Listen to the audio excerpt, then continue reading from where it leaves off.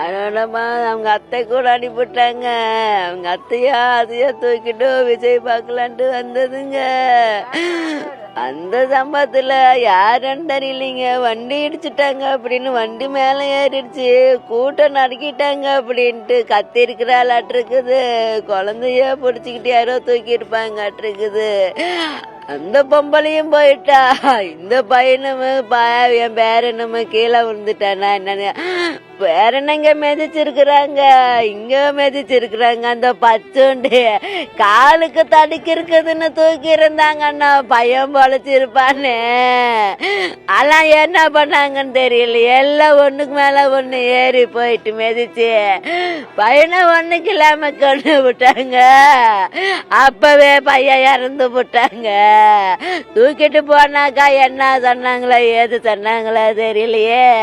செத்து போன வேண்டியதான் எனக்கே செய்தி தெரியுமே. அப்புறம் அந்த ஆஸ்பத்திரிக்கு போனேன்னு போனா 3 மணிக்கு அறுத்துட்டு கொடுக்குறாங்க கையில.